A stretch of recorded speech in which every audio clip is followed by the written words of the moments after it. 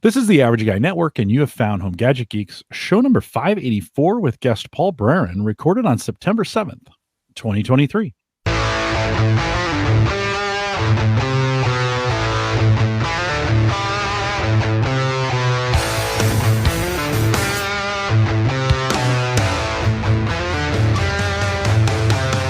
Here on Home Gadget Geeks, we cover all the favorite tech gadgets that find their way into your home. News, reviews, product updates, and conversation, all for the average tech guy.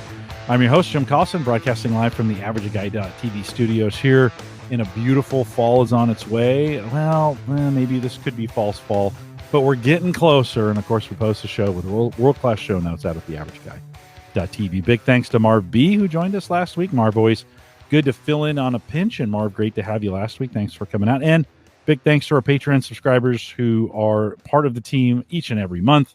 If you find value in the podcast and you're interested in joining us, head out to the AverageGuy.tv/Patreon. I mentioned Paul is with us. Paul Braren is back. Paul, you were the most requested guest I've ever had on Home Gadget Geeks in the last couple months. People have been like, "Where's Paul? Bring Paul back." So when you said yes, thank you. And then a whole bunch of people were excited this week. Welcome back to Home Gadget Geeks. Thank you so much, Jim. It's very kind. Last time we were on was March of 2022, and a lot has happened in life since then. Yeah. But the outpouring on Twitter, especially John Biggs there, very kind things said. It was very sweet. Yeah. It's good to catch up with you. We go way back with home. For anyone just joining us, we go way back with Home Service Show. We've been together a couple times at some of the meetups. We drove the same car for a while. Yeah. What did you do? What did you do with your old Honda Civic? What happened? Yeah, my youngest son had it. It didn't last too long. Made a few trips to Pittsburgh and back, and then conked out about 20 miles from home. And that was the end of that. Shoot. But it was like 160,000 miles or something. It did all right. Yeah. You and I married almost the same number of years, right? About the same age, all those things. Yeah, it's very, very similar. We've gotten I turned my 06 Civic Hybrid over to Sammy. It's got 250,000 miles on it. Oh, wow. And it's still chugging along. So we're still having replaced the batteries once on your not on your recommendation.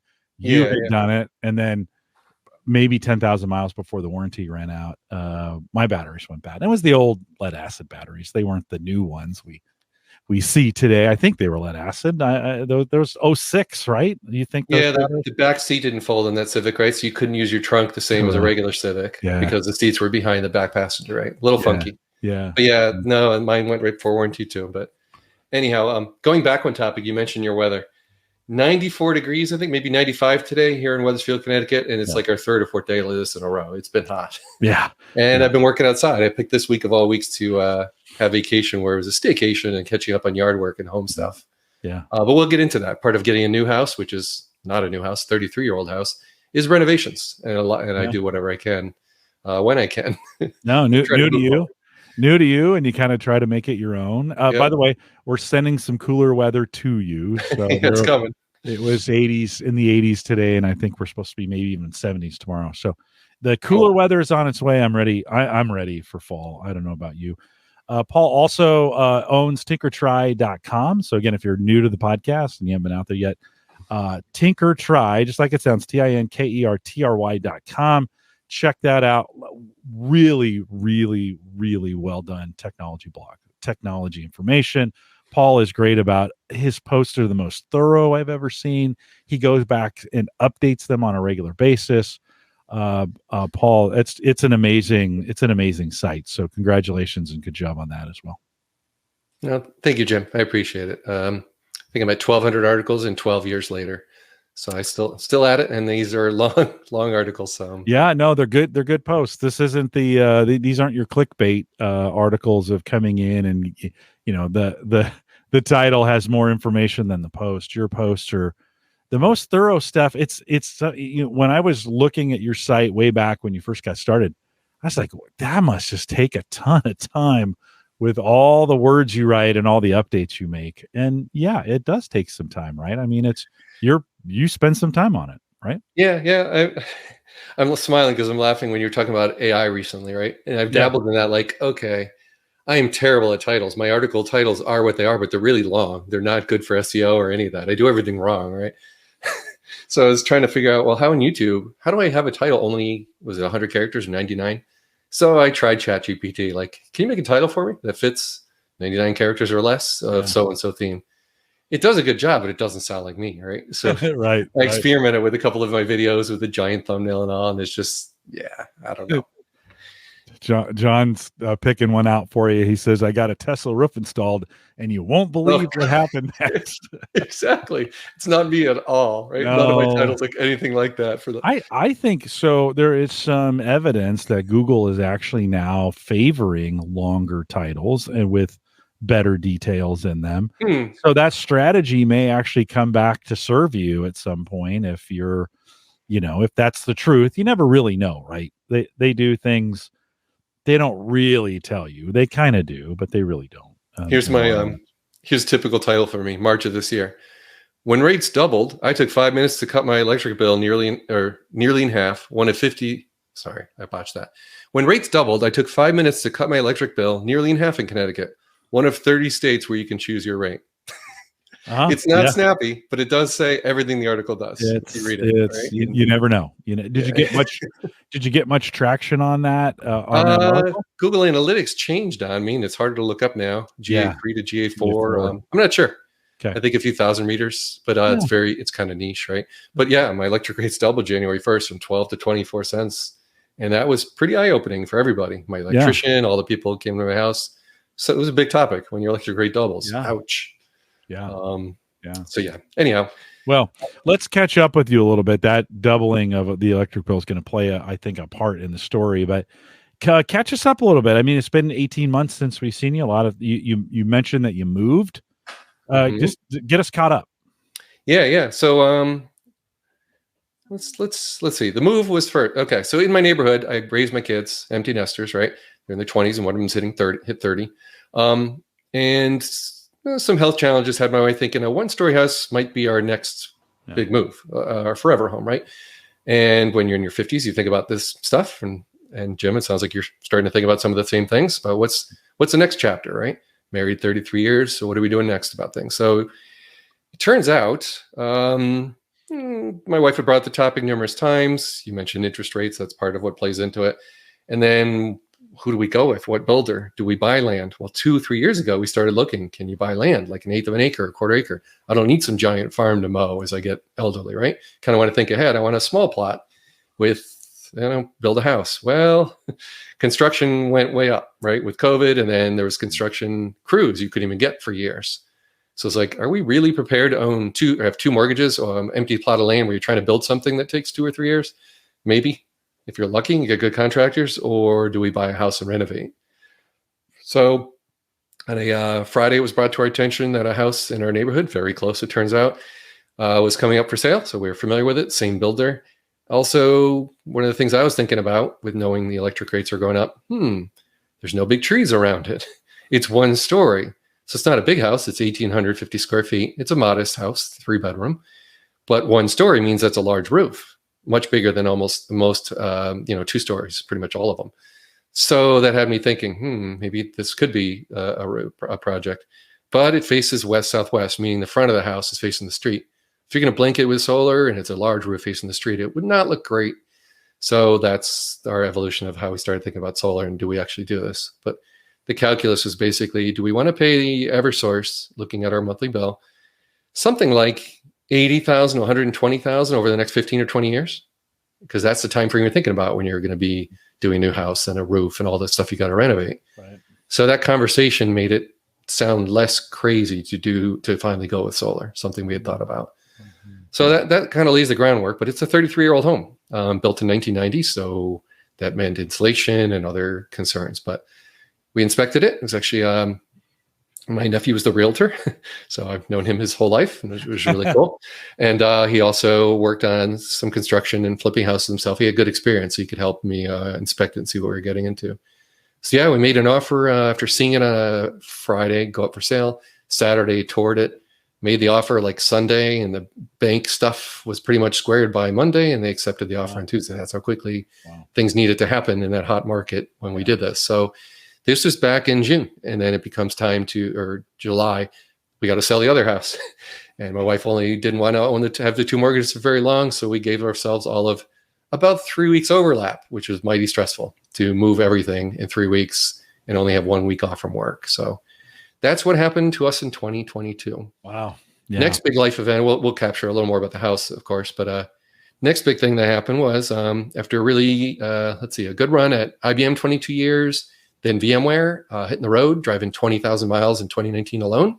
That's where the Tesla Model 3 came in handy, replacing the Civic and getting me safely all over the East Coast for work and very cheaply, way cheaper than the Civic.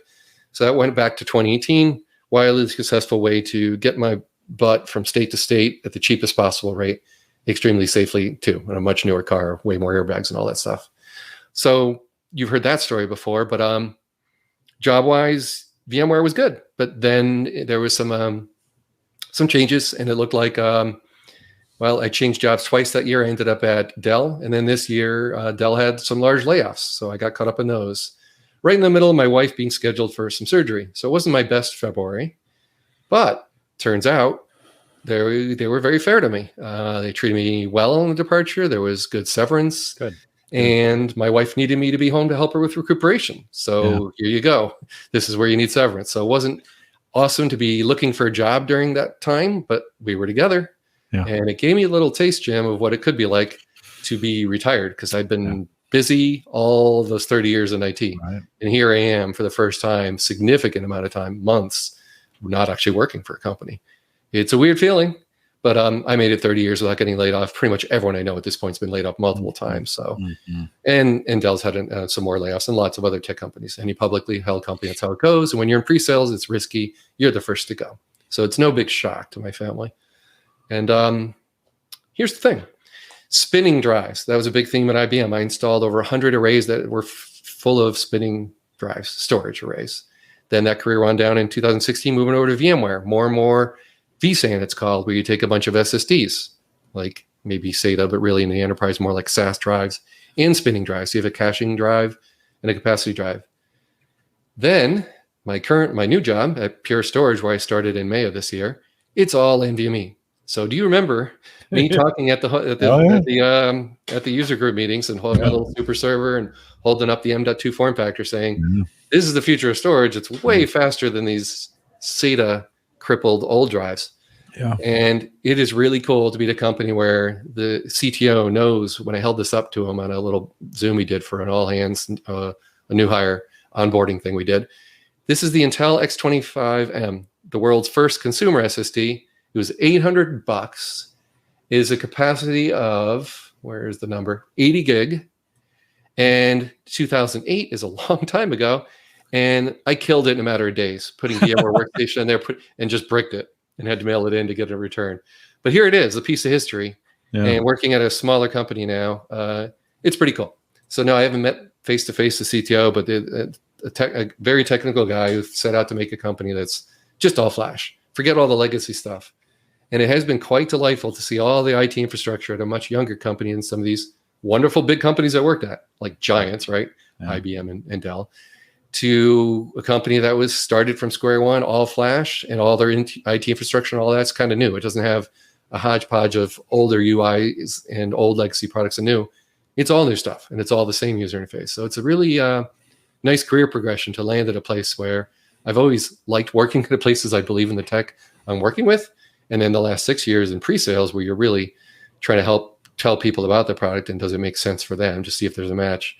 It's really cool to be at an all-flash, company now. Mm-hmm. So my day job, I feel so blessed to have landed a job there. So that was my year. New house, new job, a lot happening since we were last on the podcast. Yeah, a lot has gone on for you.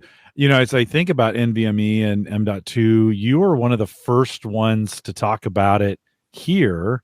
As we were talking about, I remember you coming on and saying, Jim, this is the future, and speed and fast. And they were pretty expensive back then. Of course, now, I just built a rig back last winter. So I've had it now for about 9 months, and it's got 2 NVMe drives on it. And, and they were $100. They weren't very, very, expensive at all. And so, but it goes way back with you talking about those kinds of technologies. I think that's not the only one that you foreshadowed for us over the years. There were many of them where you're like, hey, I'm working in this space. This is really cool. This is coming. And sure enough, it came to the consumer, a year or two later. Yeah. And think of those M.2 gum sticks, right? That's a form factor. Yeah. Intel had ruler form factor, a long thing for heat dissipation. There's been a lot happening there, but some companies want to figure out a way to innovate and use like the latest, like they're called TLC or QLC, quad level cells. There's new NAND chips that can be way more dense. So that's how companies like Pure are trying to replace all spinning drives, even on the low end. Forget even those 18 terabyte spinners that use too many watts. So it's, I just use that word watts, right? I measure the watts of everything on my website for 12 years, solar in the house now.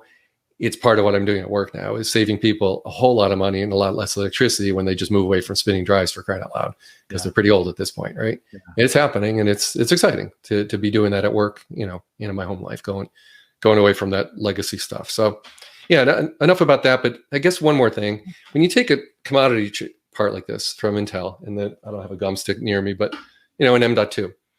What if you pluck those NAND chips off and you don't pay Phison for a controller and have them develop the firmware, but you just take the NAND chips off and you make a module which is really dense, and now you can have a data center in like a space of 3U. That's basically what Pure is doing.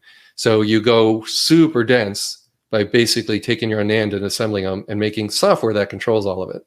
So instead of relying on a third party in the supply chain and supply chain shortages during certain pandemics, you now are making your own product that can ship in a matter of weeks, not months, reliably. And that's the other, kind of secret sauce. Not really a secret, but it's kind of what large, innovative new companies like Tesla are doing, trying to not outsource everything and design it, but actually do it in-house and scale in a massive way, and actually, deliver to customers what they want in a timely fashion and have control over the supply chain. So that's another common theme I kind of see here, where I just find that kind of exciting to see new business models, new ways of doing things, and then trying to bring the cost way down. So if you're trying to disrupt and get rid of spinning drives, how do you do it? You kind of cut out worrying about Micron and Intel and what they're doing, and just do your own thing with NAND chips and ship something in volume and stuff it at an extremely low price point, and now save everyone a loss of data center space and electricity and cooling. So all good. When you say super dense, and you say in a space this big, I mean, realistically, how much storage can you get in a space that big? A petabyte is now just a few less than a rack. So I have customers I'm talking to. They have a competitive solution will be 30 racks full. So it's basically their whole data center. Or our solution, 2.5 racks. Wow. A rack being like a refrigerator, narrow refrigerator, right? It's an upright rack, right? Yeah, 42U high, and 1/10 the electric bill too. Not everyone cares about electricity, but more and more companies are starting to do the ESG focus, they call it. They care about sustainability and having less e-waste. Isn't it cool if you can replace the components and not throw the whole 2 racks away every 5 or 3 years, like a lot of companies did? So that's another thing that I'm doing in my day job now, is customers have a subscription model where they can replace the components, keep all the storage where it is, and never kind of lift and shift and have to recycle the whole thing. Because e-waste is kind of a big thing in tech too, right? These giant racks of spinning drives are quite an impact on the environment. To get rid of all that someday, pretty cool if you can do really dense, petabytes in very small rack space. It's incredible. So good stuff in the data center, not just in cloud providers, but some hospitals and stuff, they still have a lot of on-premises equipment, and this is a good way to go. Yeah. Make it dense and cheap to operate. Yeah. Well, I have 100 terabytes spinning here on spinners here in the house, and about 500 watts of between the equipment that runs it and so it's on various rigs and such. Yeah. So the hard drive wattage represents a portion of that, right? But it's still when you think about a spinning disk from a watts perspective, and you might know these numbers, and then running an M.2 drive, what spitball the difference in watts between a typical spinner and a typical M.2 drive? What do you think? Yeah, mine are a little older. They're PCIe 3.0. And I think when I last measured them, it's been 5, 6, 7 years now since I measured a gum stick. They were down, I think, between 2 and 6 watts, and then 8 under heavy load or something. So they get a little warm if you put your thumb right on the chip when they were running for a while, if you're abusing them. but typically they weren't abused, for very long. Uh-huh. Because cloning Windows 11 VMs, a virtual machine, you can do it in like 8 to 12 seconds on an M.2 drive. Yeah. You take a SATA drive, now you're looking at a minute because it's 6 times slower on that SATA interface. It's just legacy stuff that makes no sense anymore. But anyhow, the watt difference is quite extreme, but it's also, what do you do to tie it all together? Do you have a bunch of Intel Xeons and like server storage appliances presenting NFS storage? I have consumer grade, just consumer grade, like i5s. Okay, so that adds to it. When you turn on all your drives at once, Jim, and you push the power button, does your house spin the other way a little bit as they all spin up? Creates a little gravity. Well, you've done your mining in the past, right? You talked about your drives. I know you had quite a few at some point. Yeah. I mean, I'm kind of phasing them out, but if I was realistically going to think about building a consumer grade 100 terabyte setup, that's all flash. Like what would I pay for something like that generally? Just I mean, I'm only 4 months into this job, so no home lab equipment, and this stuff would be pretty pricey generally. But the new price point of stuff they're announcing, I don't even know. There's not a lot of consumer stuff. Synology is an NAS company I've worked with before, right? Before this job, and it gets a little pricey when you have 4 or 6 bays if it's all flash, as you know, because you're still talking about tends to be off the shelf drives. So I don't know what's going to happen in the future, but rating up M.2 gum sticks is still kind of tricky. VMware's vSAN is kind of a way to do that now. They have an ESA architecture, but it would prefer a lot of memory, like 512 gig of RAM, which you don't typically have in a home lab. Right. And you can do a traditional vSAN, but then you have both SATA drives mixed with something like an NVMe drive or an Optane drive. So it's still not super cheap as I would like. But anyhow, it's good conversation. I think as we think about replacing from a consumer perspective, I think most people have gone to SSDs at a minimum for storage, right? I mean, I'm different in the sense that I was trying to create a whole bunch of 100 terabytes of space. Well, the cheapest way to do that's on spinners, right? For sure. It's the cheapest way to get it done. And using consumer grade equipment, it was the easiest way to get it done. Now that equipment's going to age out. Like as drives go bad, I just had a terabyte drive that it just went bad. It's not coming back. Yeah. These drives eventually are going to start going out. And I kind of, I started as you were talking, I was kind of like, if I tried to replace that today that way, would it, you're thinking about, I think a 1 terabyte drive I can get for $60, M.2, but to get a controller board that would be able to support that many drives, I mean, you're spending quite a bit for either a motherboard. I don't know if I've ever seen one that has more than 4 or 6 M.2 slots on it. So does it remind you of Windows Home Server? Oh yeah, drive pooling, right? It's the same stuff we're talking about. Yeah, and I still have 18 terabyte drive in my home lab. And actually, I don't have it joined with anything. It's just an individual drive and a backup target, right, where my Veeam daily backups go to. But it's the same. It's like Windows Home Server was that lowly, modest way to get going at a reasonable price point to join a bunch of drives and get yourself, tens of terabytes in a home at an affordable price point, and deal with one drive failing and not losing it all, right? That's a big deal. Here we are this many years later. It's still a little tricky. It's not like you can just go out and buy a RAID controller that holds 8 gum sticks and just magically join them all together. You're still doing some sort of drive pooling in Windows software or Intel RST that tries to join them or vSAN. It's all a little tricky still. Yeah. Well, it all moved to the data center, right? Correct. We all moved to the cloud. Finally. So the consumers are like, we don't need to sell consumers these things anymore for the most part. I mean, there's a few of us that maybe still want to do it, but that's not enough of a market share to necessarily even worry about, right?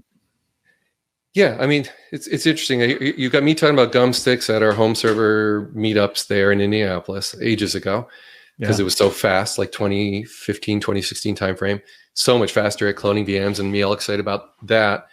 And then it took a while to get to the data center. Here it is, 2023. And this is now I'm at a company where they're announcing these QLC drives that actually make it affordable to truly replace spitting drives too. Yeah. That took a while. Yeah. So it's like this stuff made it took longer than I thought maybe, but here we are. Speaking of reminiscing too, this shirt, Home Gadget thank you for wearing that shirt. Very kind of you. No, the name though. Do you remember you told it to me first on the air while I was sitting in Germany, and you're like, "Hey, new name for the show." I remember that. Oh, nice. Another little moment in your podcast history. A little historical moment there for Well, thanks for wearing that. That's always nice. I appreciate that.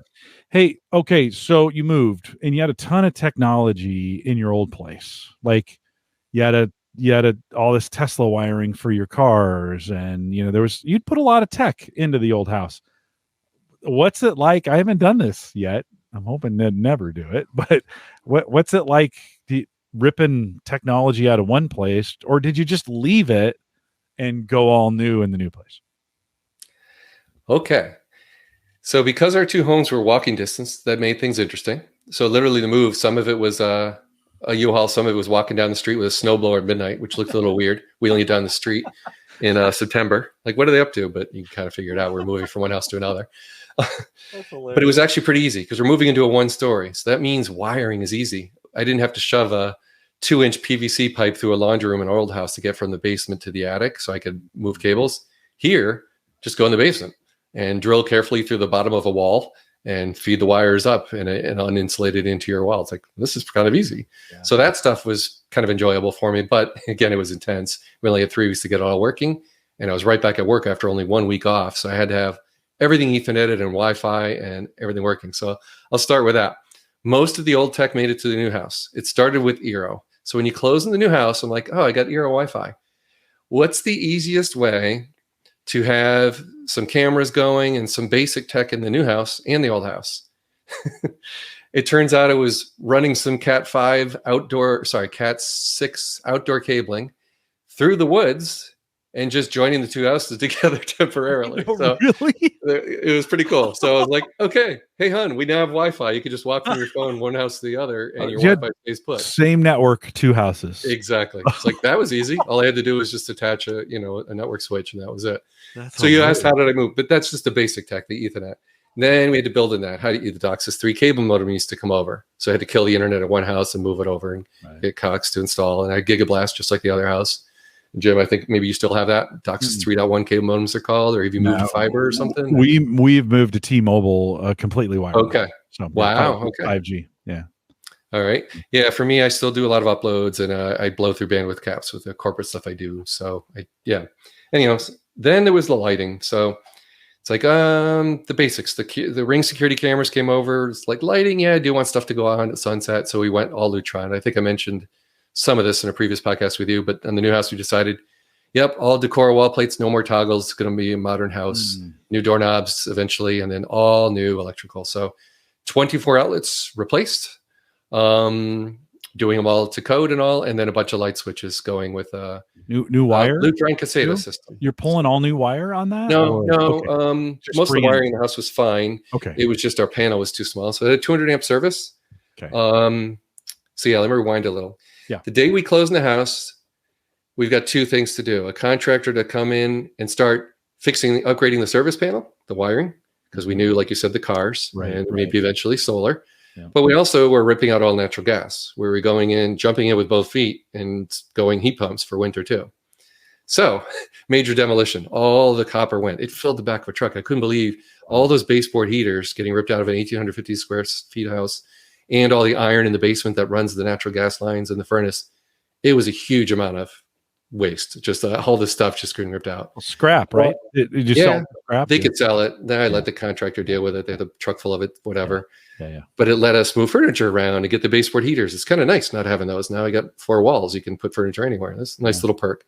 And lots of holes patching to do. But anyhow, you can see we're laying the groundwork. I'm thinking ahead, like, well, if we do solar, it starts with the panel, and we're going to need a lot more circuits than this. I think it was only 20 circuit breaker spots on a 200 amp panel. So we had the 200 amp service, but needed to go. In the end, we replaced it with a span smart panel that was pre-wired with extra slack in case we got solar. We weren't sure it'd be Tesla yet or we'd get approved, but we just wanted to make sure. So our electrician was quite familiar with working with various solar companies, and he did a fantastic job getting us ready and giving us plenty of circuits for 2 different heat pumps that run 2 different zones in the house for heating and cooling all year round. So that was a huge project to get all that. Turns out we were going with HEPA filters, where they're called MERV 13 filters, almost hospital grade filtration for the air, energy recovery ventilation after getting the house very air sealed. With something called aero barrier, where you spray an aerosolized barrier before we moved in the furniture. You spray goo through the whole house and you pressurize the house. So it's like if you had pinholes in a balloon, all the pinholes get clogged up by latex goo. That's what we did to our house. We basically inflated the house for an hour and a half and all the holes get gooed. So that instead of 8 air exchanges per hour, it became 0.8. And that's pretty good. A passive house is 0.6. So for a 33-year-old house, it's a pretty tightly sealed house. So you can see how I'm building the story here, right? Yeah. There's the electrical, there's the HVAC system, there's making it more energy efficient. All of that was really important. And then finally, energy recovery ventilator. Little did we know we'd have surgery where recovery at home with clean air without pollen became important, like not sneezing, and Canadian wildfires. Holy crap, were we ready? Like we didn't know what we were getting ready for, but what 2023 held for us was quite a doozy this winter between the health stuff and the wildfires, which were, oh my gosh, bad here in Connecticut. I mean, you were just listen. It's 150 right now here in Nebraska. Like it's brown outside. The parts per million on your little It's. I mean, so we've been battling it. I mean, you go outside and it's tan. Like it's like it feels like a dust storm. We're getting so much of that. So you were just hoping to be efficient, but it saved your bacon on the cleanliness of that, being able to filter that air, keep it out. Right. Working at home much of the time. Right? Yeah. In this office, a 12 by 13 room that I'm in a lot. And the air is clean now. So I think a lot of people thought about this stuff in the pandemic, but it worked out for us. So the other thing too is because we were renovating, we could do it quicker than building a house. Right. So there's a whole other approach. Someone listening, probably better approach if you can do it would be something like what Matt Farrell did. He does the Undecided Matt Farrell, excellent podcast. He gets like 1 million views in his video. Plus he's really good at it. He and I looked at we actually filmed something together. He's an awesome dude. But anyhow, his content's incredible. And he built a whole new house where a lot of it was prefab with really thick walls. And he needs very little in heating and cooling. He went geothermal so that he's pulling. I've watched him on YouTube. You watched him. Okay, yeah. YouTube. Completely. He really is. He's incredible. And his production quality is just incredible. Yeah. A team, I guess now. But anyhow, my point is there's other approaches. I'm not saying my approach is great. I just happen to have a house that faced southwest and needed a new roof pretty soon anyway, and had no trees around it. Well, then luck would have it. Basically, Tesla solar roof was the only solution that looked decent and blanketed the roof with solar. Anything else with rectangles on some triangular shaped areas of my roof, we'd have a lot less coverage. Only like 60% of the roof would generate power. In our case, it's like 85% plus. We blanketed the whole roof. So it worked out really well for us in our little niche use case without trees around. A lot of people would have to think differently or shop around or try something different. I totally get that. If you have a house where the back faces south and it's a big roof, great. Put cheap rectangular panels on there. You'll do a lot better than me in getting a return on investment. Well aware of all that. So I bring this up because I'm speaking about this publicly and doing a bit of a reveal this Saturday at our first Northeast Electric Vehicle Symposium in New Haven, Connecticut, in the world's first passive house certified hotel. It's called the Hotel Marcel. It's a repurposed concrete building from a tire company that was there right along on 95 in New Haven. And now it's got solar canopies all over and running everything off of heat pumps. So that guy kind of inspired me. And it's kind of like I'm bringing a mini version of that tech to my home. And that's where we're holding this symposium, where we're talking about electric vehicle charging and policies that help make it easier to own and what rebate coupons I got for making my house more efficient and moving over my charging equipment. Mm-hmm. So, I don't know, 15 minutes ago, you asked me, so what did you move over? I should answer that. The charging equipment. Basically, only one Tesla wall connector came over. Those are down to $500. They now make them where they charge all cars, not just Teslas, which is great. And today, Hilton announced they're buying 20,000 of them for their hotel properties. Oh, wow. Tesla wall connectors, where it'll charge any brand. And it looks like a magic dock. You push a handle and you push a button and it pulls out what charges any car. If you have a Tesla, you push a different button and pull out just the Tesla part. Either way, you're not stealing that hunk of plastic that adapts from one car to the other. Tesla locked it so that you basically can't steal that part. Yeah. They did a really good job. And now they're rewarded with a sale of 20,000 to Hilton a few weeks later after announcing that product. So Tesla, I think they're making them in Buffalo, New York too. Those are good things for the industry, right? People standardizing on that connector that Tesla's use that's nice and small, that anyone, even elderly, can easily plug in a car. I tested it on my mom, who's in her 80s. She had no problem supercharging my car, right? Just to show her this is not hard. Yeah. It's so sad to see some of the other ones in winter. You're fighting a giant cable with a very bulky connector that's very difficult on someone who's petite or elderly to do. So a lot's happened there, Jim, since we last talked too. Brewster, New York, only an hour from me, they had this magic dock where Marquez Brownlee went and filmed, and I was filming a day later, where it was the first of 12 sites anywhere in the United States where you could charge any old car to Tesla supercharger, including Ford F-150 Lightnings and Rivians were pulling up. And it was a lot of fun to be there in the first days of that. Because my wife and I were driving to New York City to visit one of our sons or do some doctor appointments anyway. So we drive right by that site. And it's just Hyundai Ioniq 5 owners, people just really excited about, awesome, now I can charge my car at a much bigger charging network.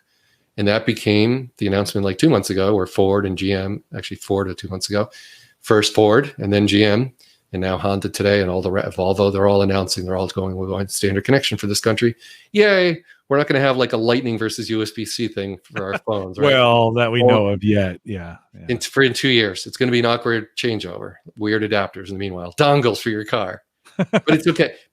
But the point is, people should be more excited about buying whatever brand than ever before, is my point. That's a take-home message. The last 2-3 months have been really good for the electric vehicle industry. Hallelujah. Sarah came to me the other day and was talking about an EV. And I was like, okay. Well, we're still a little ways from replacing your car, but I think her next car will probably be an EV. On the last time you were on the show, we talked about your electric hot water heater that was a heat pump inside the house, right? I think you had just purchased and installed a new hot water heater in the house that was a heat pump, or is a hybrid heat pump, right? I'm assuming you didn't bring that over. So what are you doing for hot water in the? I'm smiling because I wish we did. So that story got messy. But when you sell a house, you can't go swapping parts after they've done a tour. That'll kill the deal, right? Yeah. So it's like, well, we're not going to blow a house closing on a $2,000 or $1,800 appliance, which we bought for about $1,000 because you get huge rebates on those. Yeah. So here's what happened. So I got to be careful how I word this, but Rheem and Rudd, they make these things at the same factory. There's like 6 brands all under one roof. They're pretty much identical units. The one I bought 3.5 years ago at the old house worked great. Decibel level was low. I could record podcasts and do stuff in my basement, record videos, only about 30 feet from the device, and it was fine. When we moved in this house, I was wondering, why is my video so popular where is it nearby? I have a decibel meter I held up. It's just a simple video. I think it's 3 or 4 minutes where I'm like, here's the Rheem hot water heater. The stated specs are, I think, 46 dB. I held up the decibel meter 3 feet away from it. It said 46 dB, confirming what the literature said. The reason that video popped later and got super popular and actually earned me a little money on YouTube for the first time in years compared to any other video I did, actually had hundreds of dollars, not like $6. It's because Rheem decided to either go with thinner sheet metal or a cheaper compressor. Either way, it just got noisier. But here's where it got funny. They just removed the decibel level from their public listings of their website. So I'm digging through the web archive trying to find out, what would you used to publish? Oh yeah, it said 46 dB, and then you removed it. That felt a little slippery to me. And I should look up the article to see if I got the number right. But the point is, something happened. So when I bought the house, I'm like, oh boy, I hope I don't get stuck with one of the newer loud units. What serial numbers do I avoid, or how do I do it? Sure enough, got stuck with a loud one. It was 3 years newer. They stripped down the screen. It was a more basic model. And it was way louder. It basically ruined my basement. Couldn't use my Tinker Try workbench to record anything because it's too damn loud down there. Epic fail. So luckily my contractor ended up swapping out for a state water heater, which is the same as A.O. Smith, again, a clone. And it actually reaches, I think, the stated spec of whatever it said in the literature. And it is actually a little quieter than the old one. So the story's not over yet, though. Okay. 2 months ago, the heat pump on it failed. Oh. So now I got to replace it. So they're claiming I have the first one that's failed in the United States. I don't know if that's true. Wow. But I may be the proud owner of a heat pump that we still have hot showers, but we double our electric because now it's just a resistive heat, right? The backup heat, basically. Right. Instead of the heat pump that's efficient, now we're paying 2.5 to 3 times as much in electricity just to keep hot water in the house while we wait for the warranty swap. So not a great ending, and I don't have the end of the story yet. It's still yet to be swapped. But I don't want someone listening to think they shouldn't buy it. I mean, who knows? I could be one of 0.1%. I don't know, right? Only time will really tell. But these heat pump units have been in Europe for many years. In the United States, they're starting to take over because finally at Home Depot and Lowe's, you can get that $700 off at the register. You don't have to wait for a check in the mail. Right. Because I know people get worried about that, and they have good reason to. It's slowed me down. If to go through all and OPPD, our power provider, they make you go, like, to get the rebates. They really recommend you go through a certain set of verified installers, and that always feels off to me when if it's like there's too much going on between when you have that list. Oh no, you just have to go with the recommended ones, and I'm like, well, I want to go with the guy that I trust. Like, nope, not on the list. And so it's listen, Nebraska is not the best. We're getting better, but we've really struggled in that area of supporting some of these newer. Solar is difficult here. Heat pumps are difficult here. It's just we're getting ready to place the air conditioner, and the service that I really like, I was trying to get him to dialogue with me about heat pumps, and he's like, no, you don't need one. Like, I'm going to put you in a super efficient air conditioner, which is what he does, right? And you'll be fine. And I'm like, all right, I'm just going to go at this point. I'm just going to go with what he recommends, but it's sometimes difficult. So it is. I mean, there are some states that are better at it. You influenced me, though. I've been thinking about that since we talked about it 18 months ago. I don't want to replace my, we're natural gas, so it's pretty efficient here. I mean, it's less efficient. I don't know what the statement on that is. I don't know if it's cheaper to go because our energy is not what your energy is. I mean, we were 9 cents and then we went to 11 on this most recent price increase, and everybody was flipping out like, how dare you? And I hear you went from 12 to 24 or something like that, right? Yeah. How does that feel as a Tesla owner when your gas just doubled, right? Yeah, I mean, charging home was still cheaper than gas, even at that point. Like driving to Boston and New York to visit my kids becomes, instead of like $14 in the winter and $11 in the summer, would become a little higher for 6 months. But luckily, I'm able to shop electric rates, and I was able to bring it back down to 12 to 14 cents a kilowatt. And I could lock that in for 20 months and shop at any time without early termination. So the story ended better. For people that were asleep at the wheel that didn't shop for electricity, they were in for a rude surprise for the first half of this year, going from 12 to 24, and that was brutal. Yeah. But you're right. It's a hit. So here's the thing. I mean, this is my first solar powered podcast we're doing. The house is totally in the summer self-sufficient off these 4 power walls. So right now, everything I'm doing with you is on sunbeams. And now, as of last week, my wife's Model 3, the Standard Range Plus, who has newer software than my 2018, but whatever. Her Standard Range Plus is now a solar powered car. It only charges when there's excess solar that would otherwise be sold back to Eversource or from the sun. It doesn't take it from power walls. It doesn't do anything like that. It just waits till there's excess solar, is done topping up the power walls or close to, and then it just shoves electricity into her car. So we now have one of our 2 solar cars is solar powered. The other one with the firmware update should be there soon also, where both cars intelligently charge. So literally, we're driving on sunbeams, and we can make it to New York and Boston and back barely on sunbeams, especially on one of the cars, not the other one. I would have to charge and stop and supercharge. So my point there is, yes, we've got a certain freedom from the electric company and their whims. You're still tied to them, though. It's not like we're off grid because this virtual power plant thing's now rolled out in Connecticut. You might have heard of it in Texas or California, where they pay you much more money than right now. They're giving me 6 cents per kilowatt hour for money export to the grid versus me buying it for 12 to 14 cents. So it's not great. Well, if you have like a event like today where they stop charging my car between 4 and 7 because it's 94 degrees 3 days in a row, and I get $200 back in a check every year for participating in their Connected Solutions program. Well, how about for my house? How about if I have excess Powerwall juice in my garage there? How about exporting some of that during when they need it most, so they don't have to like upgrade my neighborhood and change things. They can just kind of limp along and use my house to kind of help their grid look a little better and work a little better for the houses near me. Yeah. That's pretty cool. And that's been rolled out. I had hoped to have it, and I still don't quite have it in the app to show you tonight. Tesla's kind of struggling to get it going, but one of my people I know here in Connecticut, he just got it going in his app. And basically it shows all settings. Like you can opt into this program and say, yeah, I'd like to be paid pretty darn well for those sweet electrons when you're basically at the edge of a brownout power company. Yeah. So there are advantages being attached to the grid. And but being at the whim of the power company doing that to your electric bill, it really was eye-opening. And we had solar on order. We didn't have it installed yet. It took 9 months before it got approved and through. Wow. There's a lot of approvals. Yeah. Tesla handles all of it. the local town inspector, everybody, they do it all the paperwork. You're just e-signing some documents. They do all the hard work. So yeah, anyhow, the story had a good ending, and then finally, all of a sudden in May, they called me. They're like, "Hey, remember I said it might be October, November before you install. How would you like May?" I'm like, "Yes, let's do it."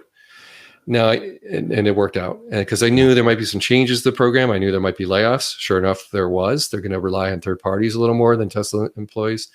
I'm lucky enough that Solar City was in Rocky Hill, the next town over. A lot of those employees are right here, and they were a pretty nice appeal for a project to be very close by versus, say, Cape Cod, where the same crew has to drive 3 hours to get to the work site and stay in a hotel some days. So I think I got pretty lucky squeezing it in, and they've had some production problems of making these in Buffalo. They paused production. So I had no idea if the project was even going to happen. And here we were sitting in a house where we built all this stuff with a smart panel ready for it, but it's pretty daunting that this might not ever work.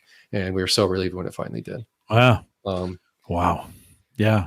It's an incredible story, and good on you for doing all the legwork. One of the things I've always been most impressed with what you do, Paul, is you just do all the legwork to figure it out exactly the way it needs to be, and you do all the research, and you thought all this stuff out, and you always get it. And you would probably say, "Nah, I still make some mistakes."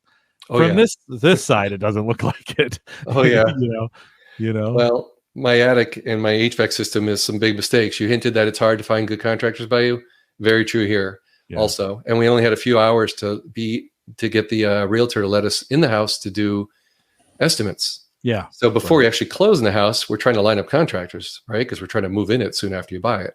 That was very difficult, Jim. And we took a calculated risk, and we've had some problems with HVAC where we got to redo some HVAC returns the way it's designed. We're just going to hemorrhage a bit of money there. So yes, I won't claim my project was perfect. That was a very rough edge right there. In fact, I'm ashamed to say the last 3 days of 94-degree heat in a row, our house is barely keeping up because of ductwork concerns, not because of our heat pumps. Our heat pumps are fine.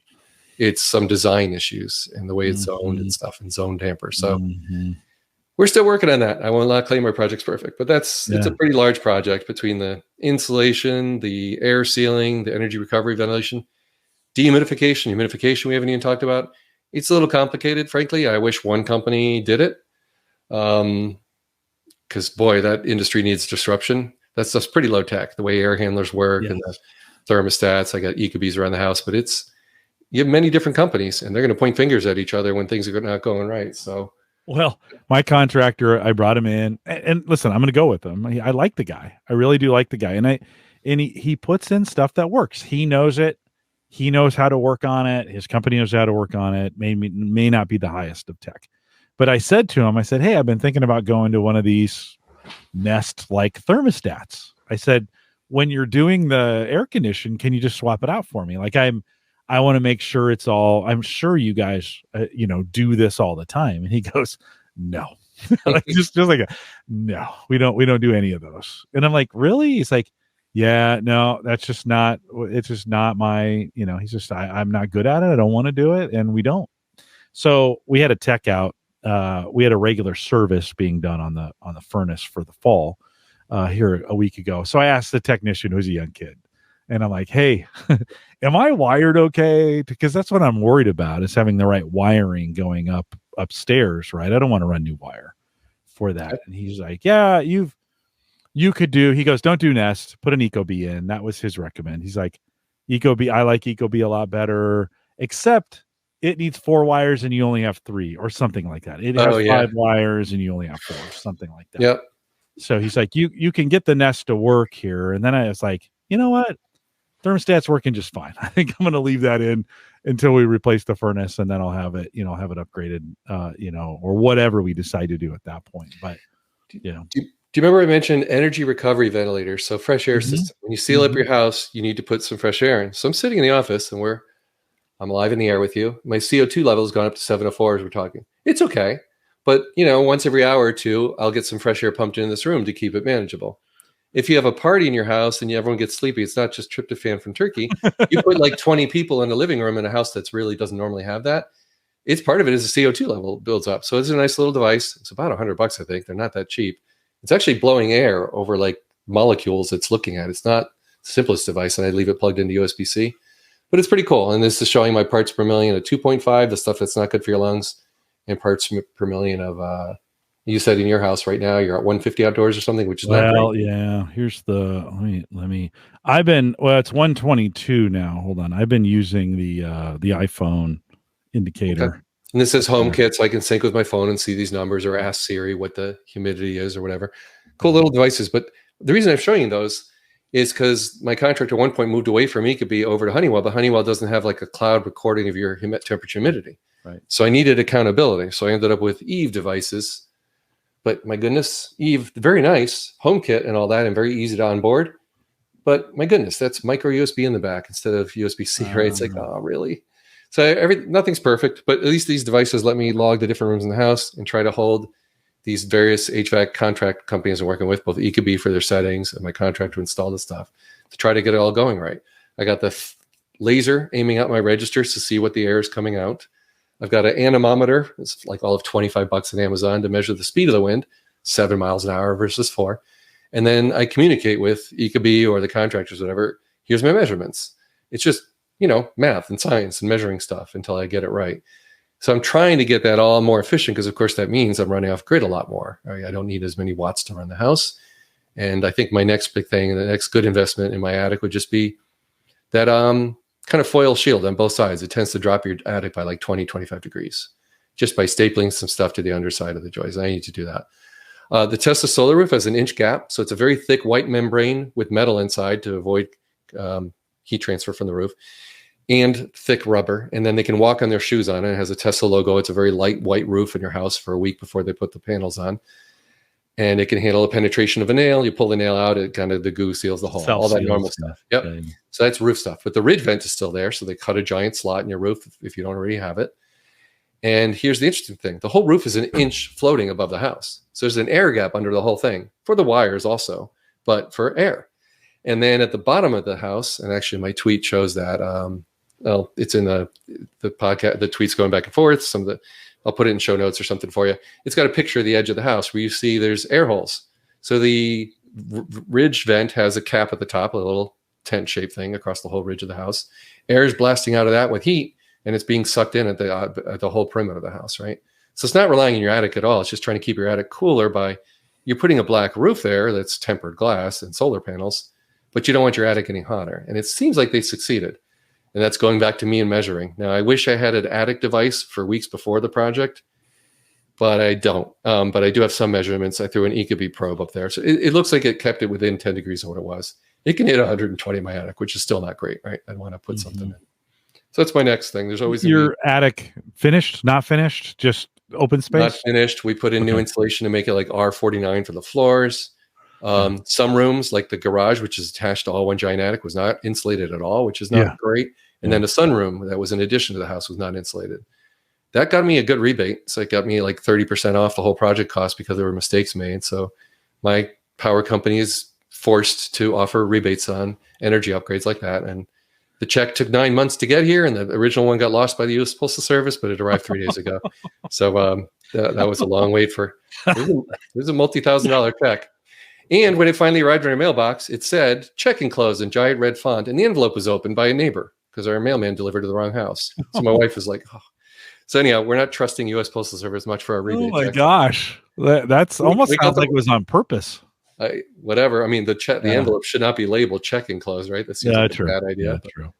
True. Anyhow, that story ended too. So these stories, Jim, you said it sounds like I have my act together. It all took way more time than it should. Yeah. There's so much time spent researching. You're right. We made some mistakes because, well, life. We needed to keep sanity and stress low while moving from one house to another. And that involved not building a house for a year or two and making all those hundreds of decisions. Instead, we had a few dozen decisions to make and a whole lot of risk on contractors that were needed that did deliver. And ultimately, we're going to lose some money on reworking some of what we have. No serious mistakes, but we've had some. Yeah. Well, it gets me thinking that, I keep going around and around about solar. I have a southern facing.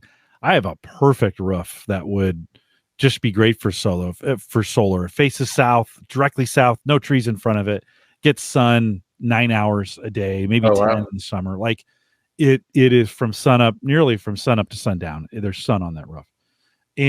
but every time I do the math, it's kind of a break even for me, from a power perspective, especially with the cost here in Nebraska. I don't get the rebates that you get. We have very few rebates here in the state of Nebraska. So the state ones, I know the federal ones are available, but the federal one's big, 30%. Yeah. So my next spring's gonna be a big check. Yeah. So 30% off my roof too. It's not just the solar panels. It's the roof and solar. But I'm not saying it's cheap. No, I'm not. No. I mean, your return on investment, especially if you're thinking of moving, and I know in the past you thought about it. Yeah. Moving 5 years after installing something so big and expensive wouldn't make any sense for a return on investment. And I think we're going to be here for a while now. That got me thinking, I'm 55, 20 years. Those things have about 15 to a 20 year kind of lifespan on them. That gets me to 75, and then I probably wouldn't do it again. My roof gets me to age 80 myself. So we've had leaks in the other house too. So the way this roof's made, it seems highly unlikely we'll have a leak. Yeah, it looks impressive. But. Well, the other thing Tony says in chat, he says he just installed a dehumidifier in the crawl space under. I made the mistake last time. I was thinking in his attic, but they got it under the house, getting quite a bit of moisture under there. So my wife and I keep walking past the indoor monitor / sensor to see how much the humidity has gone down, right? And that's the kind of thing you put these things in, and then you start putting sensors in. I should put a sensor in my attic just to see how hot it is up there. It's same as you. We've got blown in a combination of laid down and blown in insulation up there, and it does okay. But it might be nice to measure it a little bit, and it could. Well, it could benefit from a dehumidifier up there, like just taking the moisture out of the air. Oftentimes, it's better for the shingles too, as well on the backside. So that could be an option. So, we're talking about problems too. Remember, on my water heater, the heat pump portion of it failed. So, it's still providing hot water, but it's not dehumidifying the air anymore. So, our basement quickly was becoming not so good. So, I was very glad I kept my dehumidifier and plugged that sucker in. But now it's burning a lot of watts. And I'm like, I don't really want to hear this thing right under our bedroom where the sump pump hole is. So I'm going to put it on a timer. So I put it on one of these TP-Link Casa timers. They're all at $14 each. Yeah. And it lets me measure how much electricity it's using and lets me turn it off at night so we don't hear this thing right below our bed. The little things like that. And then a sensor in the basement to see how's it working. And then I got it down to like 54% in the basement and leave it. Because all it has is a dial. It's not even electronic, right? Yeah. So having one of these around, we can just move it around the house and put it in that project and just figure out, okay, how do I limp along until the new water heater with the heat pump working comes back? But yes, I'm spending a lot on electricity right now. It's funny how those projects create other projects. Yeah. Other things to monitor. Ed Sullivan, a listener on the show, and he's been on the show before. His basement, you guys probably too, but he's up in the Boston area. They've gotten a ton of rain this summer, like a ton of rain. Right. Yep. And so he was noticing his basement was just a little more damp than normal. And he's a cigar smoker, and his humidor was he doesn't do the humidor humidity was getting above what they want. And he'd remembered he had bought a humidifier or a dehumidifier for the house they were in before. And he said, it's funny too. He said, there's no measurement on it. It's 20 or 80. Those are the two, two, values on it. So he plugged it in, put it on 20, put the drain in the utility sink. And I think it had the capacity to do like 13 gallons of water a day. I mean, it was a pretty industrial sized dehumidifier. Brought his basement humidity down to 40% in like a day. And, nice. And he just leaves it on. And, that's some of those things. Sometimes, again, that the heat pump hot water heater also has that ability to kind of regulate your humidity in there, right, as well. And so, yeah, it doesn't have a humidistat, but for my basement, it seems to work fine. It's keeping our hot water, hot, and it's efficiently dehumidifying the basement. So much so that I don't need the new dehumidifier at all. That I used to spend quite a bit on electricity in the summer. So yeah, I should point out too, when you couple these two devices together, I should write an article about that. But basically, you can say to HomeKit, okay, when the humidity drops to so and so level, turn this thing off and on, right? You can make it a smart system, an old dehumidifier, right? Yeah.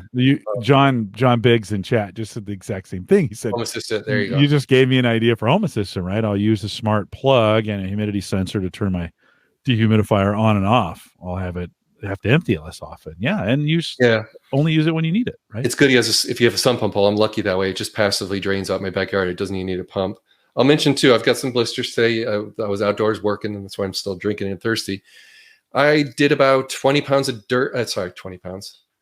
20,000 pounds of wheelbarrowing dirt around to regrade around my house to get the water around for my foundation, and made a trench to my shed where my electric mower is so I can finally get power out to my electric mower and charge it.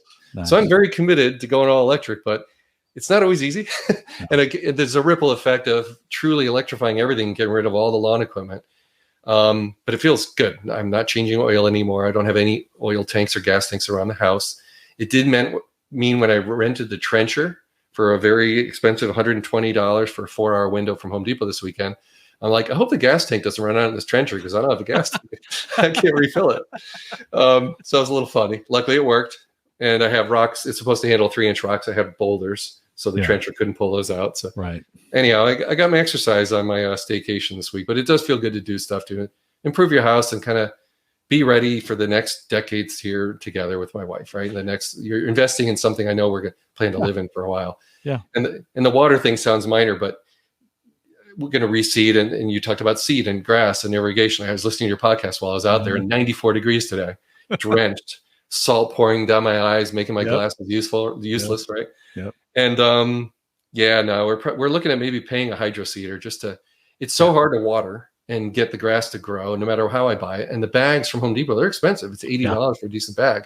And I have a lot of mess I made in my lawn, a 35-foot trench to the shred, about 5 to 10 feet around the entire perimeter of the house to get the water away from the house. It looks like they built the house, the dirt settled, and now everything's sloping towards the basement. Not good, right? Just like my old house had it, same builder. So I knew, I was like, okay, I need to bring the dirt up 5 inches around. And that I had the crazy thing of doing it myself. So that's what I did the last 2 days, but we're getting there. But being able to charge the mower, charge the string trimmer, it's all good. Did you have to file a permit to run power out to the shed? Does your city or the county require any of the inspections for any of those kinds of things? Because I know that can stop. It stopped me, Bellevue, where I live here in Nebraska. If I'm going to run power out to the shed, I've got to file certain permits and stuff. And I know I could do it myself and probably get away with it, but yeah, any kind of those restrictions? Next question, Jim. Okay. So anyway, no.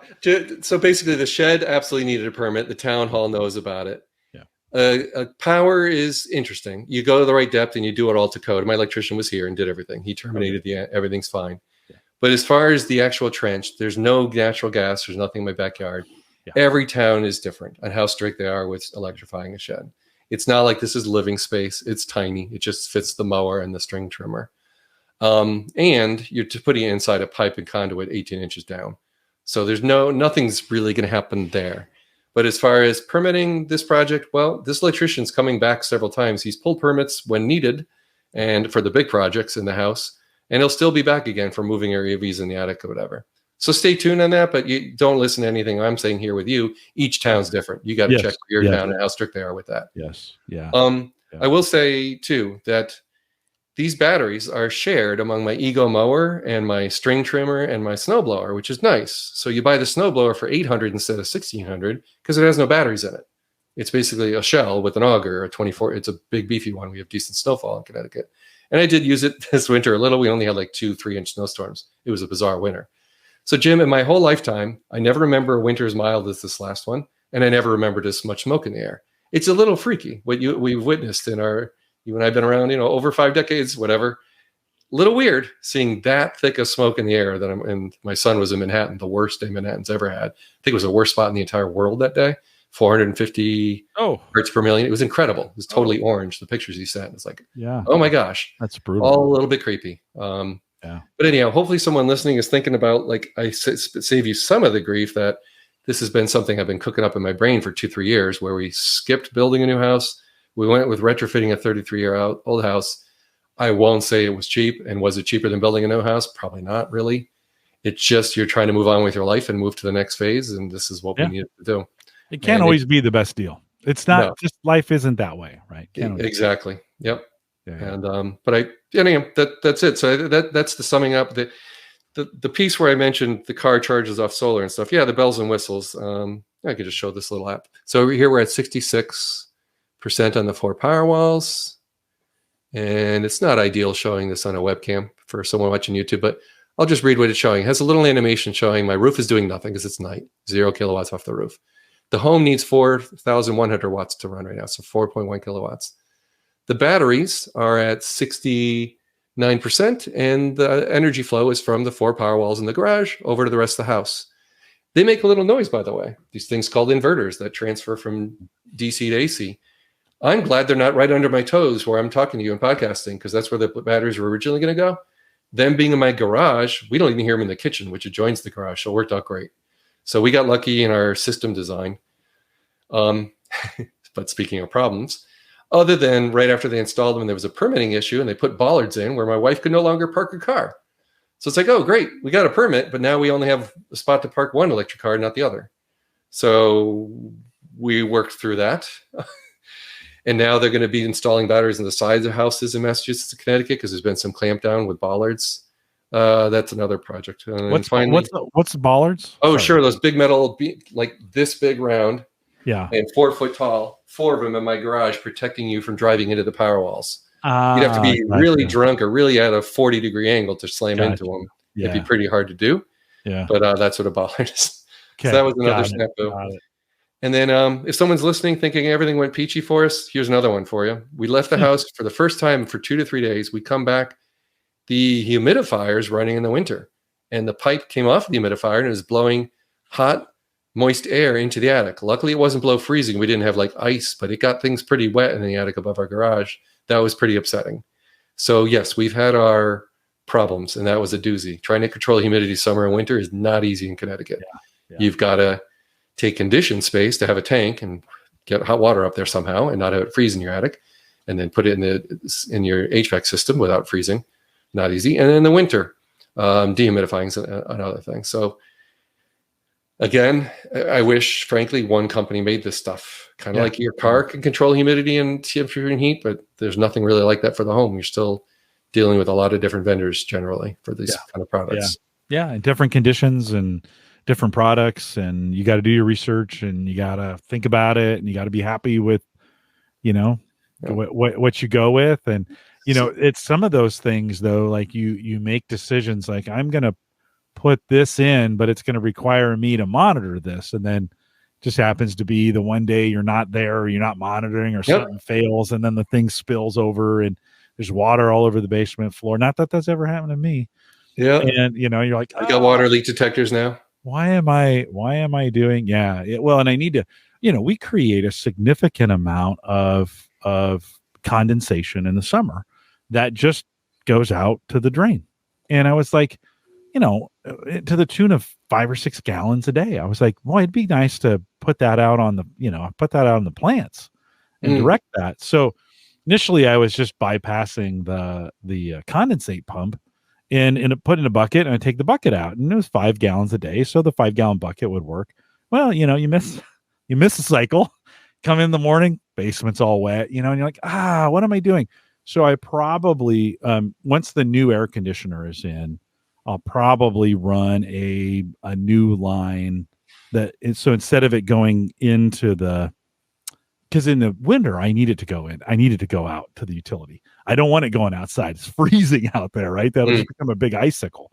But in the summer, it'd be nice to push it out and then through drip water some of the, there would be some spots that could use that water. 5 gallons of water a day. That means I wouldn't have to water those areas, on a pretty regular basis. I would have to do nothing to do it, right? So like gray water, whatever you call it. Yeah. Stuff. Yep. Yeah. This is just condensate water. It's super clean. Just came right off I wouldn't drink it, but it came right off the coils. I have those cleaned on a regular basis, but you just reminded me too. We just had 6-inch gutters put in the house 2 days ago, but the siding was redone in the house. It had aluminum siding. It rattled in the wind. It was bent up. You can't really repair it. So we put new siding in the house. So the house looks, new that way. You got a new roof and new siding. It's a new skin, right? However, it took months to get the gutters, and Tesla wants a little bigger gutters, and they don't install the gutters themselves anymore. You have to find another contractor to do that. So it's like, I got to find a contractor to do 6-inch gutters. So it's just another little wrinkle. Yeah. Like how many contractors have I mentioned at this point that I've dealt with since moving the house? It's Sounds not like as a lot. easy as it should be. Yeah. And then the water was dripping down the house in the meanwhile and leaving whatever is a Right. bit messy. Right. Like, No, right on. John asked a good question in chat. He says, do you keep your Ego batteries on the charger all the time? And if they're in the great question. shed, they also get the heat and cold fluctuation. Do you worry about that with those batteries? John, perfect question. All right. So Ego charger for the mower, it has a handle that looks kind of like when you plug in an electric car. And I put it on 2 hooks today before the electrician arrived to finish the wiring and put it in an outlet. And I made it so that I'm going to bring it in the garage. Our garage rarely gets below 40 Fahrenheit in the winter. So it's no big deal to charge the batteries there. So also the snowblower is going to come out and then I'm going to need to swap the packs.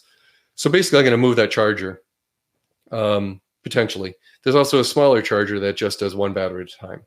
So I haven't quite figured out what my summer winter routine will be, but at least now from April to October, I'll just charge the stuff in the shed. You're right; it's going to abuse the batteries. They're pricey. It's not ideal to leave them in a shed that probably hits 110 easy. Yeah. And you're also right; it doesn't really manage it. So now I can do that. I can say, how about make this a timer and just run it for an hour so it doesn't juice up the battery all to 100%?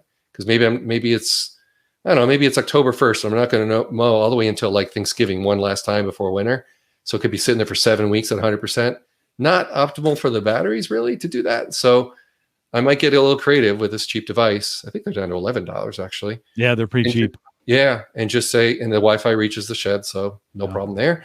And just say, hey, just charge for an hour, and it'll sit there at 60 or 80 or something shy of 100%. So, John, spot on with that question. I'm surprised that Ego doesn't think of that or let you just push a button and say, let's just charge for half an hour. It uses only about 550 watts, I think, when it's charging 4 batteries at once in the mower. So it's not that big a deal. But yeah, I don't know. I don't know how long those batteries are going to last. There are some brands that are still using lead acid or others that are using batteries that are only lasting people 2 or 3 years. And when you go to Home Depot and Lowe's, they're not all the same. Be very careful about the battery chemistry. The ones that have cheaper batteries, well, guess what? You're probably going to get 2-3 seasons out of them. You're going to buy them all over again. Yeah. But it's true. I wouldn't leave it in the shed because the shed will get to 5 Fahrenheit some nights in the middle of winter. That would not be a great place to leave the batteries all winter. Yeah. I'll bring it in my garage. The shed, our shed, which I've been spending more time in because we insulated it, but it had some big mulberry trees that were covering it for years, 10 years or so. Kept it nice. The sun barely ever hit. It wasn't a problem. We cut down those mulberry trees because they're super dirty. They would just drop the worst. I mean, that's purple dark. It was all over everything. So I had a tree guy come out, tear them down, took the leaves to the zoo. Apparently elephants or giraffes like mulberry trees. So they fed them. It was super cool. Fed them the mulberry trees, which was awesome. So, but the shed no longer had shade. And I went out there in the spring. It was like 95 out there in the shed, like maybe even hotter, a little bit higher up. So I went out and bought that foam, 1.25 by 4, or by foam board, whatever. Yeah, foam board.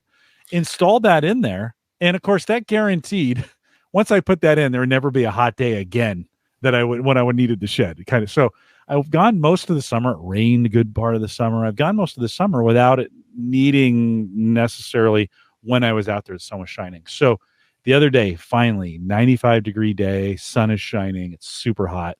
I open the doors. It's 80 degrees in there, which is just beautiful.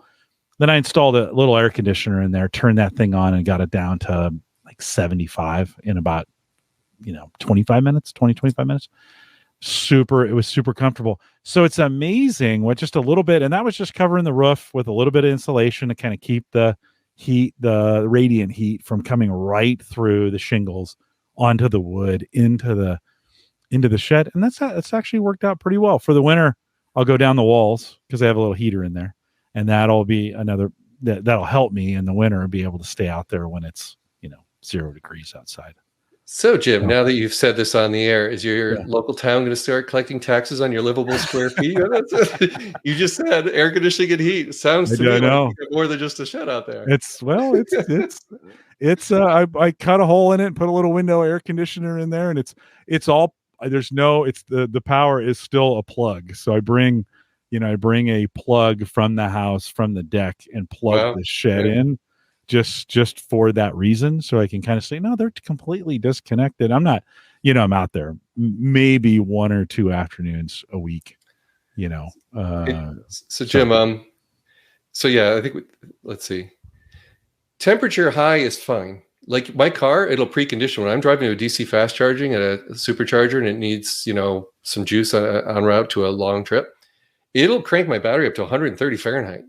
So these batteries are fine with heat and they'll take a charge quick then. So I'm not really worried about the heat. It's more the winter super cold sitting there for months. Yeah. And now my garage that has 3 inverters and 4 power walls that'll be charging every day from the grid and whatever. We'll see how the winter goes, but there'll still be some solar in the winter. I think that some heat's going to be put out. I went out there with my FLIR thermal camera this morning and looked at these devices and what they're putting out. I don't think my garage is ever going to get below 40 because I've now insulated. I put a good weather seal at the bottom of the garage door. The garage door itself is insulated. Lots of little things there. But and now that I also insulated the sidewall of the garage. So that's one of the benefits. I think my power walls will last a whole lot better there than they would strapped to the north side of the house where it would easily hit -5 because that's brutal. Yeah. I mean, they'd be very inefficient at that point. Yeah, no. Well, extreme heat, extreme cold, not great. Yeah. Heat's a little easier to deal with than the cold. Yep. But yeah. Oh, yeah. Sorry, bouncing topics with John Biggs. You said you love your mow and flow. Okay, so I've got. You talked about water earlier. I am monitoring water in my house. It was more about an insurance claim. Someone I know in Connecticut who $20,000 lost to their basement getting flooded and fixing the sheetrock and all. His insurance company offered him a monitoring device. I'm like, I want to do that too. I want to have an automatic shutoff valve. If I have something leak when I'm gone for a week, whether it's winter or summer, I'd like to just shut it off, please. So that's part of why I went with Flow by Moen. I got a blog about all this, John Biggs and others. I'm trying to. It's been hard to find really time because I have so many projects that I'm still not done with. So every minute I'm sitting there blogging is time I should be spent finishing these projects around the house that my wife and I need before winter. But eventually I take a try to come. Yes, this should all be documented where I'm imagining the mother of all kind of indexes. It's not just the roof, right? It's the smart panel. The smart panel from Span, I have blogged about that. So right there on my homepage, you scroll down a little bit and you'll see me talking all about it, where I had a discussion between me, the homeowner, the electrician I used, and Span, a representative who lives in West Hartford, Connecticut, talking about their product and how it went, installing it, what it's like to own it, and being able to know exactly how much energy all my circuits are using, including 240 volt things like the water heater. So remember my heat pump failed? How would I know how many watts it's burning? Well, I've got a way to audit everything. It's really cool. So I was working with that company to convince them the heat pump failed. I told them the watt burn, like what it's supposed to be versus what it is. And they're kind of like, well, how do you know that? Well, I got the Span Smart Panel. It's come in handy. And to be able to, so it's just, the story is unfolding. But eventually there's like 7 different projects involved in this home renovation, including that aero barrier ceiling. And I want to cover all of it. I've got video footage of all of it. It takes a lot of time to edit that. I'll probably just start with sort of a table of contents like, hey, here's a list of stuff I plan to write about eventually. So if you're renovating a home, some of this might be useful to you, right? And I might just get to it when I can. I'm dropping some of those links in chat so you guys are listening live can go out to it. We'll make those all available in the show notes for this show. Oh, cool. Thanks. Yeah, we'll get those in there. theaverageguy.tv/HGG584 if you want to go out and see those show notes if you're listening on a podcast or whatever. Paul, as we bring this in for landing, anything we missed? We talked about a lot of stuff. Good to catch up with you, but any other thoughts before we kind of wrap it up for the evening? No, other than when you listen to a podcast like this, hopefully you got some value out of it. But if you caught that sentence I said where 30 states of the 50 in the United States, you can choose your electric rate. If you didn't know that, and that's possible in your state, 2-3 minutes of your time to sign up for a different electric provider, you could save hundreds just by that one tip. So hopefully it's one of my more useful articles I've ever written, because I'm literally could be saving people hundreds just by looking at this article on how to do it. It's not hard. You don't worry about what happened in Texas with the exchange during the polar vortex, where the rates kind of shot through the roof. People couldn't change fast enough. Some of those kinds of things. You don't worry about that? I haven't seen that ever happen anywhere else. Texas has their own kind of ERCOT grid thing. I don't know if that's even possible in the other states. It sure seems like we're locked into the rate we pick. Okay. And also there doesn't seem to be any early termination fees, and you can change at will. So I don't think there's a whole lot of risk there, especially in my case when I went from 24 cents down to 12 cents with a. Yeah, heck yeah. I did it right on video. I made a little YouTube video because it's just showing this is not that hard. Yeah, we have Yeah. we have one super regulated, super regulated electrical source here in Nebraska. They do a pretty nice job. They keep it very pretty reasonable. They give good service. We don't, in our area, when we first moved in here 25 years ago, we were blowing, because I'm sure the electrical, the amount the houses were taking is way more than it was when they built this neighborhood in the 60s. And I think it was the original architecture for the power, and we kept blowing the transformer, and you just hear that thing just pop off, bam, especially in the summer. Everybody's running their air conditioner, bam, that thing would pop off. So I don't know, 15 years ago they came in and did a big upgrade and changed it for us, and we haven't had a problem since, which has been pretty nice. Two things. One, I've got transformer stories, maybe for some future days. It's been 2 years of fighting with EverSource about voltage sags, and now I have frequency shifts that are affecting my Tesla solar system. So yet another complication I'm having. It hasn't been super easy. So maybe I'll know in the next time I'm on your podcast an answer to that story. Trying to get the power company to replace the transformer.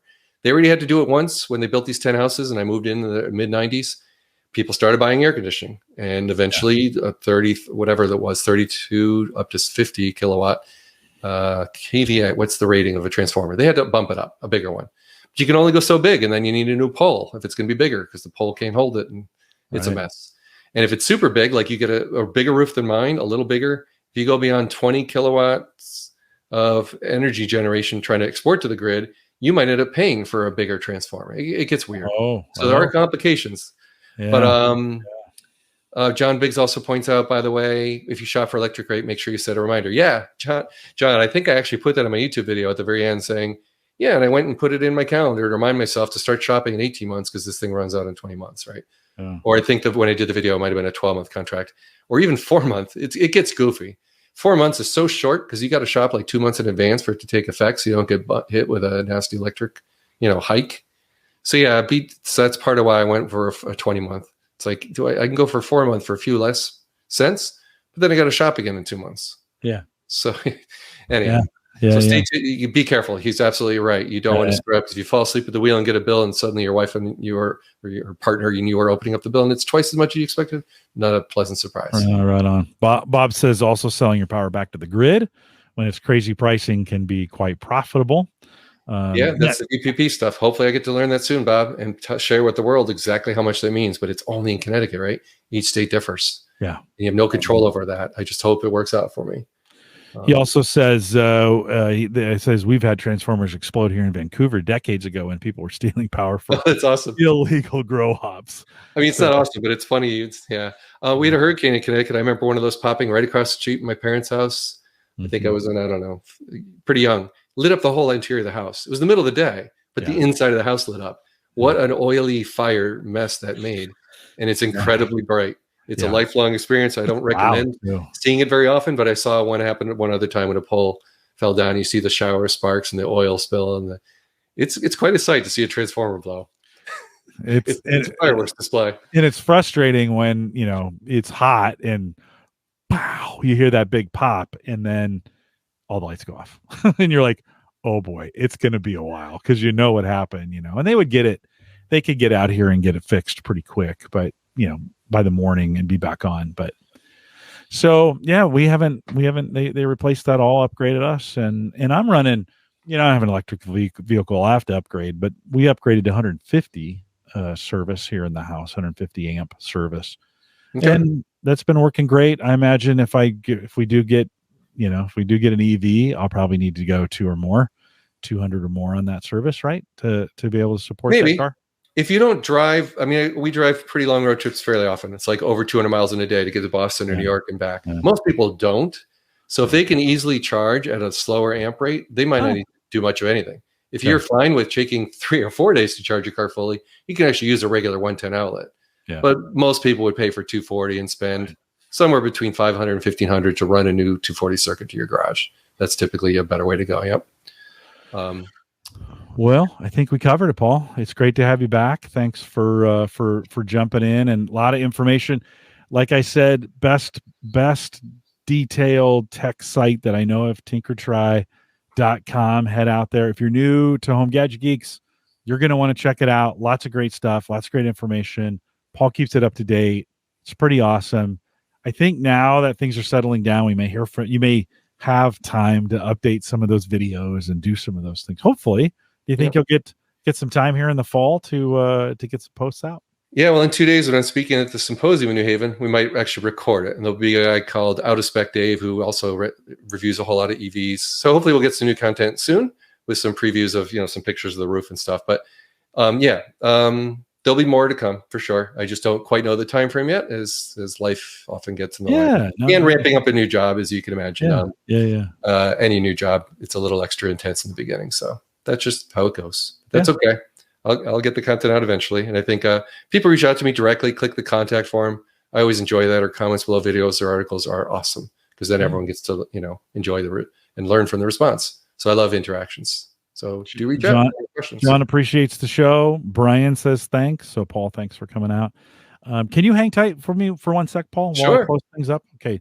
Let me just remind everyone, of course, the AverageGuy.tv, powered by Maple Grove Partners. That's Christian. Secure, reliable, high-speed hosting if you're looking for something. And he has those inflation fighting plans at $10 still. $10 a month. Get you quite a bit at Maple Grove Partners. Check it out today, maplegrovepartners.com. Christian, big thanks for your sponsorship. I think I got him lined up here. Have I got him yet? No, I need to get him back on here. But I do have Dave McCabe coming back on the podcast. Dave will be joining us on the 12th of October. Bob and Ryan from Think Computers will be coming back. Got a guest from Smart Rent. Lucas is coming on. Talk a little bit about some technologies you can use as a landlord, monitoring what's going on in the property that you own, but not being creepy about it. So Lucas will be joining us for that. No, actually, I do have Christian on the 21st of September. Christian's coming back. So cool. Join us. I'm going to take next week off. Just why not? No, if you're listening live, no live show next week. Taking the week off. We'll be back in 2 weeks. We are live every Thursday, 8 p.m. Central, 9 Eastern, out here at theaverageguy.tv/live. For all of you who joined us, Brian, John, Bob, I saw Ken out there a little bit earlier. I saw Tony as well. Thanks for joining us. And we'll see you in 2 weeks. With that, we'll say goodbye.